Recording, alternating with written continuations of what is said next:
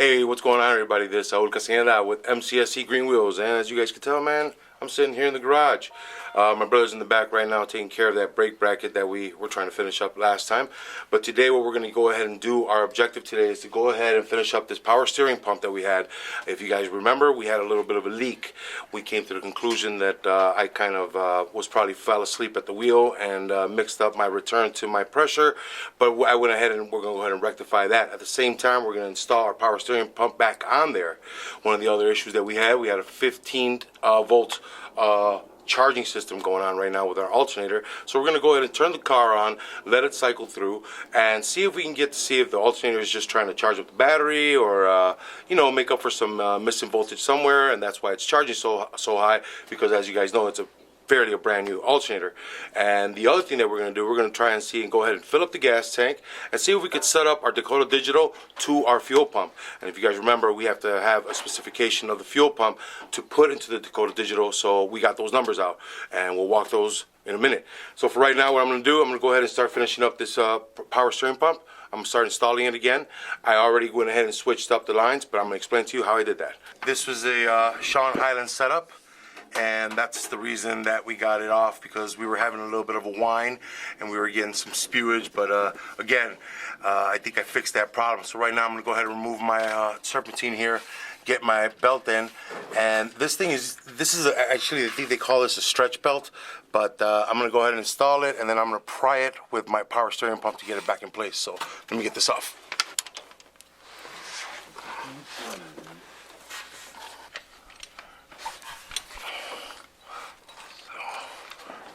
Putting everything in its position. And then I got my spacers on top. I'll get those in a minute. Let me see. Alright. Get in there, bud. Alright. Let me get my spacers. Actually, let me run you upstairs. Come on. Hey, cool with that setup, like, especially when they just shove wires into places. And just, I don't know, I don't get that shit. They just wanted to start. Alright. Let me go up here and fix it up a bit. Combination they brought us here with this Sean Highland setup. So just give me a minute here, guys. Boom. And that's kind of what it does. I'm going to get this guy in place and go back underneath and reset my bottom one. I need it to swing in order to give me a little bit of leverage so I can get the belt back on there. Make sure you guys get this one aligned, because like I said, there's no tensioner here, so this is on here by force. So once we get this guy put on, you know, you just want to make sure you get it in the right grooves, because it's going to be a pain in the butt to get it out and redo it. So as you see, I'm going to end up prying it upward in order to get my bolt in through here so I can get it, and it's going to get it taut. So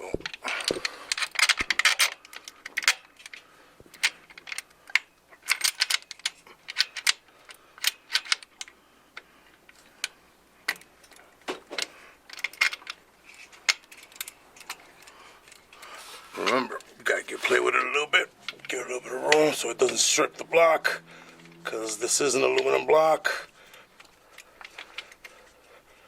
So let me go to the top side and get my other one on.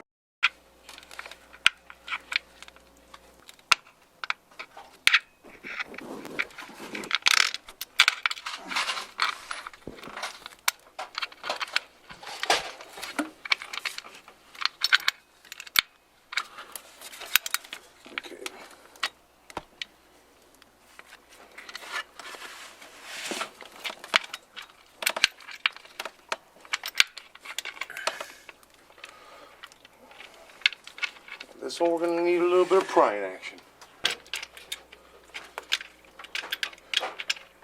And I was asking questions to see if anybody could tell me if it made a difference if the pump was facing in this direction.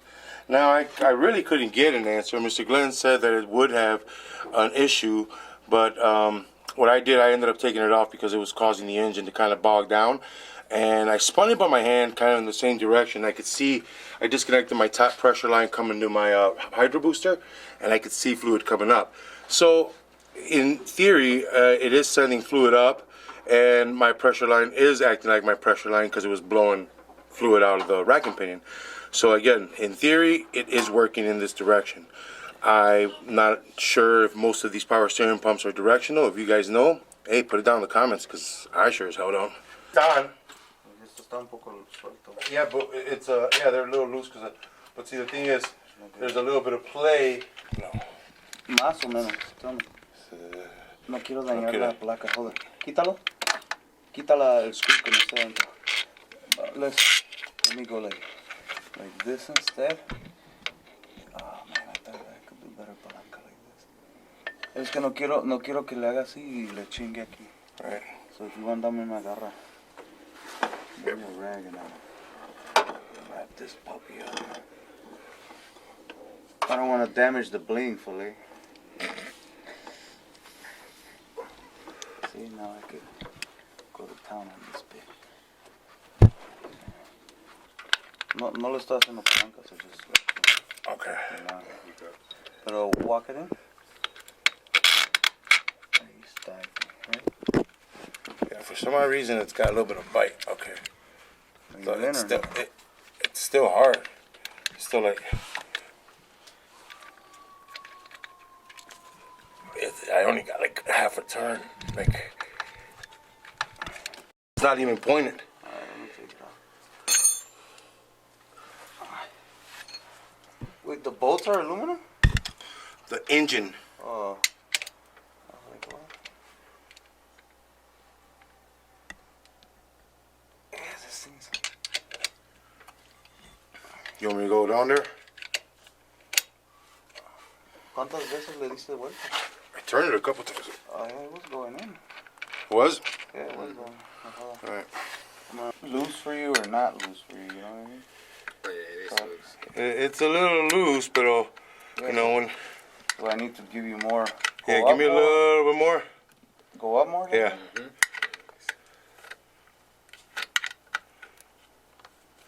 Yeah. All right. Okay. Just give an extension. Yeah, we got a little bit more. Let me get it off. We got that on there. So, as you guys can see, our power steering pump's back on place. We're gonna go ahead and install our main serpentine belt back on there. We're gonna wait for my bro over there to finish up what he's doing back there with the brake bracket. And then we're gonna go ahead and see if we can start it up, and we're gonna go ahead and see what these power steering lights. But for the meantime, let's go underneath and I'll show you guys what I did. Alrighty. Now, we may end up having to come back down here if we can't figure out what's going on with our alternator. But for right now, we're going to let it cycle through, see if it charges our battery, and see if we got power somewhere else, and see what it's doing, if it's searching. We just want to be sure that that the alternator is not completely damaged. If at the end that we have to take it off, we might take it to go get it tested. We definitely will get it tested, because there's a $450 alternator, guys. Whoops, wrong way.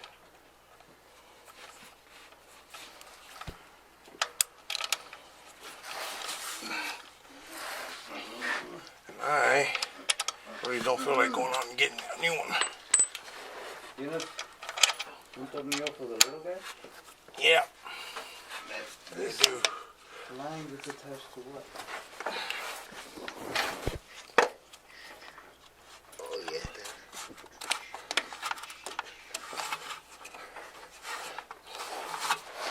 Alright. There we go. Make sure it's on there right. Cool. So it's running through our water pump. We got an idler, tensioner, alternator, harmonic, and of course we have our AC and power steering over here. So right now, everything here is all set up. So I'll show you what I did, guys. So here's our racking pinion right here. And I came in here last night. As you guys can see, there's a little bit of wetness here. So I took off our power steering lights.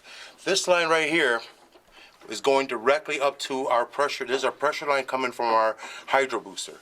So my mistake, and it could have been that I was either probably too sleepy or whatever it was, I had this at the very top of our rack and pinion. Now I went online and I looked around, and most of everybody was selling everything that I saw as far as the AGR and everything. This is our return. This is our supply. So this is the one that's going from our power, which is our power steering pump, which is our rack and pinion, which is what I say, my brake booster, and then this is just a return. So I went ahead and swapped them out. I took them off and I put some Teflon tape on there, tightened them up, and right now I'm cleaning it up. So we're gonna go ahead and just whip up for the back, and then we're gonna fire it up and see if we got it right. Well, we got the right thing going on here, so we're not getting spewing power steering fluid all around. And once we did that, we'll go ahead and set our gas pump and hopefully see if we can figure out that our alternator is doing the right job. You guys can see my meter here is a little dirty, but that's internal. As you guys can see, it's got 12 volts, but I'm gonna put a little trickle charge. As we all know, when you go for the start, it usually brings your battery down to about 11, 11.25, 11.5. Once you get into the 10s, the battery's no good. And by that I mean volts. So I'm gonna put a small trickle charge, put it on 6 volts. We're gonna wait for my bro. We'll fire this bad boy up. Alright. Yeah.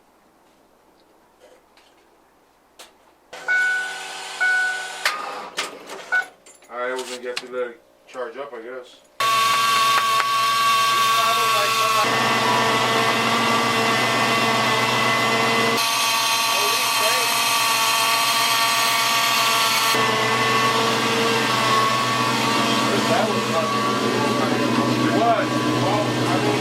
That's what we disconnected it. So let's go ahead and check the alternator. As you guys can hear, we got her going. That power steering pump is a little whiny, but I'm hoping that it's gonna go away as we get to work it in. It's really smooth. The AGR power steering rack and pinion, it seems to be doing its job. We don't have any more leaks, but the only thing we're gonna do right now is check for this alternator. And our battery was dead when we initially started it, so it'll be natural for the alternator to read that 50 volts. Yeah. So it's probably due to the fact that it's charging the battery, but let's go ahead and check it at the alternator.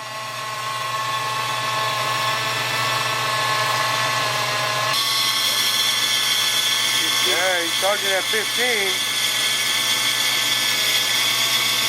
Yeah, it's 15. All right. So what we're gonna do, we're gonna let it get warmed up, we're gonna let it cycle all the way through, and we're just gonna keep monitoring, make sure we don't blow anything or overheat something. It's very unusual for something to be at 15, but again, the battery was low, so the computer could be reading it, and the alternator's probably trying to play catch up, but we're gonna go ahead and monitor and see what it does.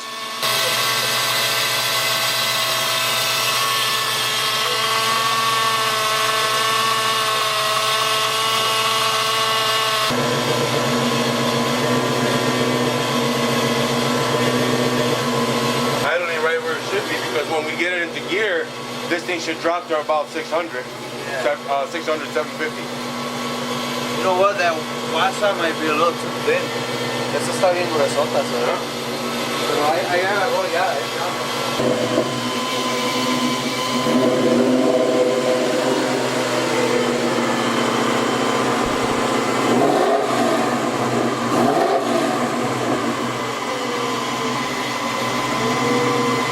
Sounds great, man.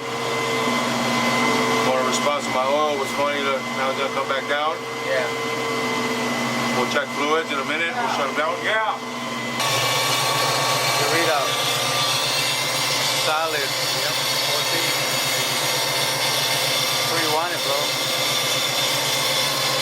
So we're on point.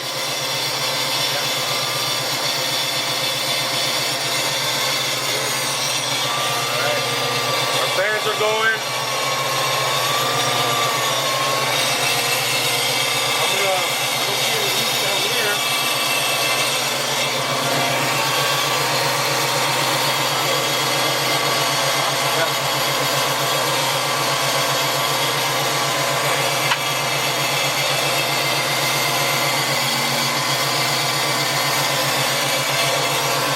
Alternator's back down, so I guess you were right that, you know, it just had to catch up on whatever it was charging up in the battery.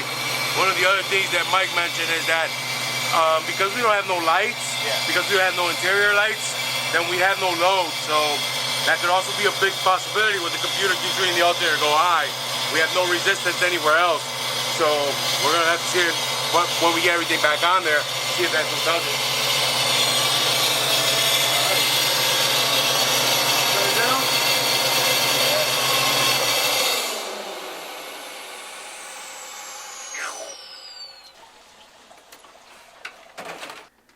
Because this feels like it's going into nothing. Alright, so let's try.